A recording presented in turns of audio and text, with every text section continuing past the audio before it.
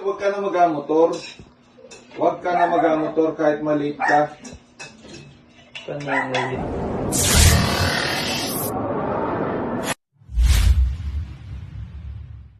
Guys, ito na ang inaabangan yung prank kay Daddy at ipaprank ko siya ngayon nang nahuli ako kanina ng pulis at natiketan.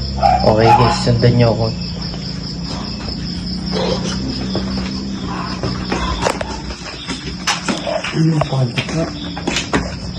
A few moments later.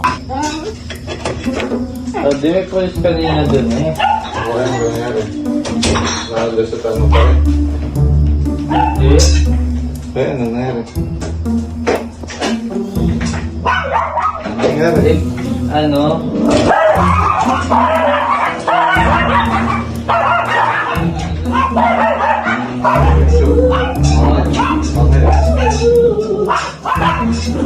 May ticket?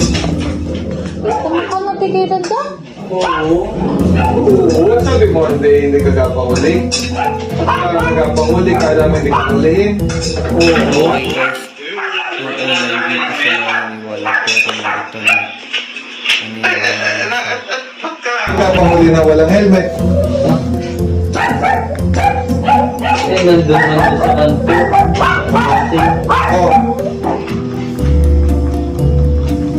Yun, pagdaan ko doon.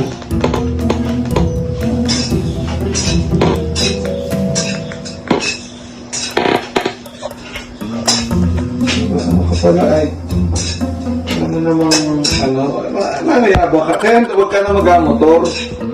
Huwag ka na mag-motor kahit maliit ka. Panangali. Okay, nangyari. Wala daw nga ng helmet. Oh, ay ano nga niya ang kwan? Eh, tinikitan ako. Oh. Sabi ay ano, it's a prank! Okay guys, na-prank natin si Daddy. Na-prank natin si Daddy. Okay guys, na-prank natin si Daddy.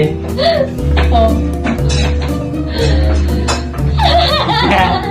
Si Face, 1 point. Okay guys, ito ko natatapusin yung vlog ko. Thank you for watching. Ingat kayo lagi. God bless. See you in my next vlog.